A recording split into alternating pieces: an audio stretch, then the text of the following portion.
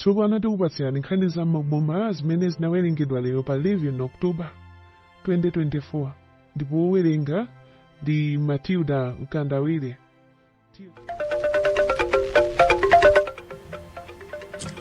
Nazi nkhani za Mmaboma owerenga Matilda Mkandawire, koma poyamba nayi mitu yake. Mwambo wa maliro unatsala pang'ono kusokonekera m'mudzi mwa Ngwaya ku Lilangwi, mayi wina oledzera atatulukira pa mwambowo. Mayi wina kudwangwa m'boma la Nkhotakota waona ngati malodza tenanti wake atamulowera m'nyumba mpaka kuchipinda. Ndipo banja lina kwa mfumu Kapichira m'boma la Kasungu lati lipondaponda mwa asing'anga kuti lithane ndi munthu yemwe akulichita chipongwe.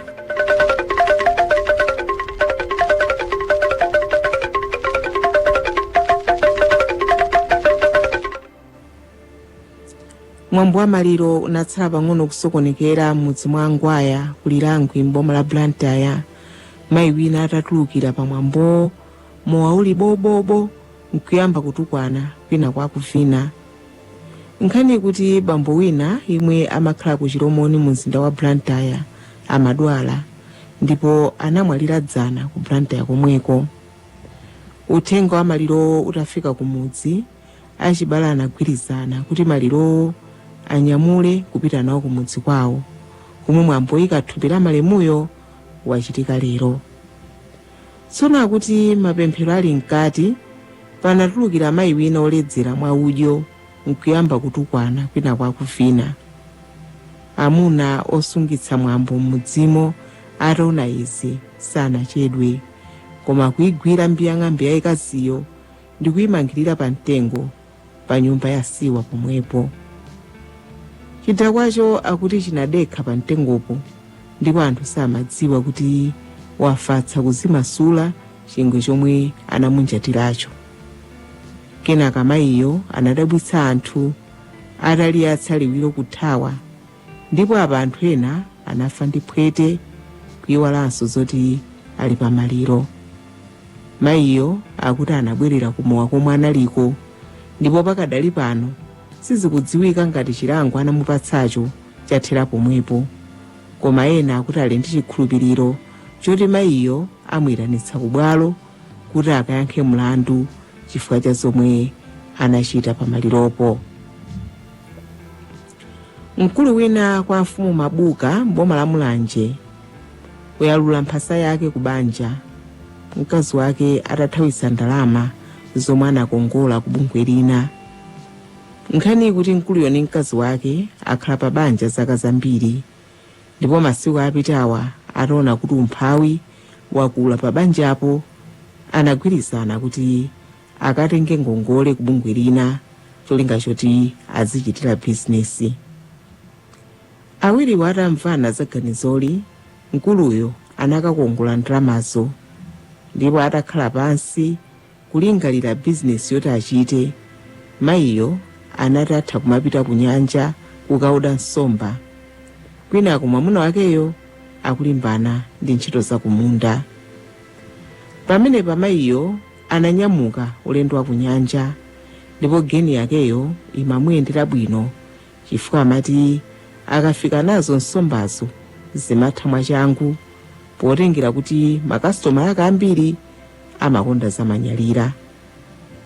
Tsono chomwe chachitika panopa nchakuti mayiyo atangochoka ulendo womalizira wa kunyanjako sanabwererenso mbuyo, ndipo mwamunayo maso anali kunjira koma kunalizi paka miyezi ingapo kudutsa. Nthawi yobweza ngongole itakwana, mkuluyo zinamukoka manja, ndipo atafufuza anamva kuti mkazi wakeyo wakwatiwa ndi mwamuna wina ku nyanjako. Pamenepa mkuluyo anangolongedza katundu wake nkumapita kwawo, koma sizikudziwika kuti za ngongolezo zikhala bwanji. Komabe mkuluyo akuti asanachoke m'mudzimo anakawafotokozera akuluakulu ona za ngongoleyo kuti ndalama zonse zomwe anakongola anatenga ndi mkazi wake kupita nazo ku nyanja koda nsomba, zomwe inati pa chilungamo akuyenera kubweza ngongoleyo ndi mkaziyo. mukumvera nkhani za Mmabomazi kuchokera kuno ku MBC Radio 1. Mayi wina kudwangwa boma la Nkhotakota waona ngati malodza tenanti wake atamulowera nyumba mpaka kuchipinda. Nkhani kuti mayiyo mwamuna wake amagwira ntchito ku Joni, ndipo chaka chilichonse amabwera kuno kumudzi pa nthawi ya chuti. Banjali linagula malo pomwe anamanga nyumba yawo yokhala komanso zina zomwe amachititsa lendi. Imodzi mwa nyumbazo mumakhala mkulu wina yemwe amagwira ntchito pa kampani ina deralo. Tsono mkuluyo potengerapo mwayi kuti mayiyo mwamuna wake ali ku Joni komanso amakhala yekha nyumbamo, anayamba kudyerera maso mayiyo, koma kuti mayiyo samamulabada ngakhala amadziwa zolinga za tenanti wakeyo. Mkuluyo akuti anayesera njira zosiyanasiyana kuti amukope mayiyo koma zinakanika. Ndipo tsiku lina usiku anakamugogodera kumamuwuza kuti ati akulephera kupeza tulo.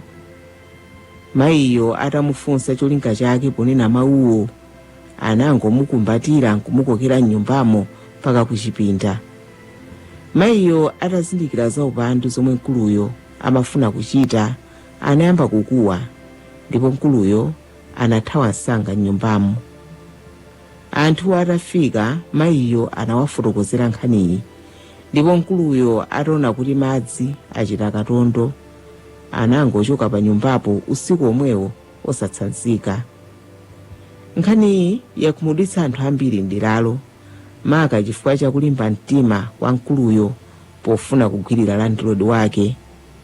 Ndipo nkhaniyi yafika kwa mwamuna wa mayiyo ku Joni, yemwe aopseza kuti adzathana ndi mkuluyo akabwera ku chuti masiku akudzawa. Pakadali pano mayiyo wakatenga wachibale wake kumudzi kuti adzikhala naye, pochita mantha ndi mkuluyo kuti mwina angadzamulowerenso nyumbamo tsiku lina. Banja lina kwa mfumu Kapichira boma la Kasungu lati lipondaponda mwa asing'anga kuti lithane ndi munthu yemwe akulichita chipongwe malinga ndi za malodza zomwe zachitika m'banjamo. Nkhani kuti usiku wa tsiku lina mayi wa nyumbamo analota njoka ikulu ikumuthamangitsa, ndipo mayiyo anayamba kukuwa kutulo. Atadzidzimuka anaona di njoka itagwa kuchokera kudenga, ndipo mwamuna wake ataona izi anapha njokayo kukayitaya mudzenje la pakhomopo. Chodabwitsa mawa kutacha mayiyo anadabwa kuti lilime ladzadza mkamwa, akulephera kuyankhula bwinobwino, ndipo mwamuna wakeyo atapenyetsetsa anaona kuti mkamwamo muli malilime awiri. Izi zinachititsa mantha banjalo, ndipo atafotokozera ena zomwe zinachitika usikuwo, alangiza banjalo kuti lipite kwa asing'anga likafufuze zomwe zikuchitika. Anthu atsimikizira banjalo kuti njoka analota mayiyo ndi amatsenga, choncho nkofunika kuchitapo kanthu msanga. Pakadali pano banjalo lanenetsa kuti ngati alipo amene akuchita izi matsenga athana naye, atikamba kuti za matsenga zikupitirira m'mudzimo. Masiku apitawa mnyamata winanso anapenga misala atalumidwa ndi njoka kudimba kwake.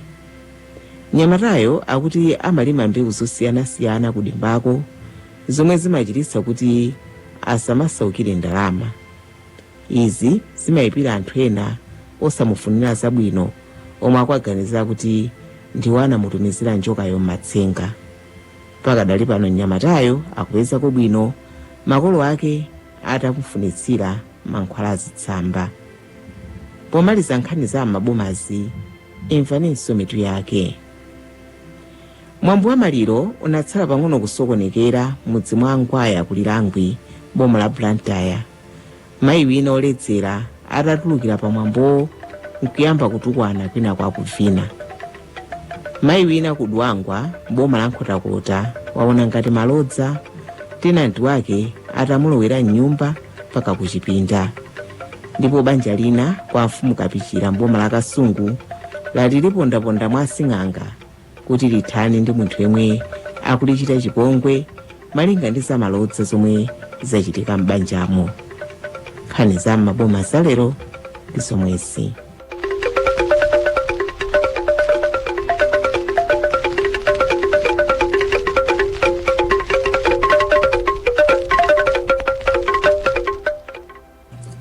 Zina nkhani za Mmaboma zikufikeni mawa nthawi ya 9 koloko usiku kuchokera kuno ku MBC Radio 1.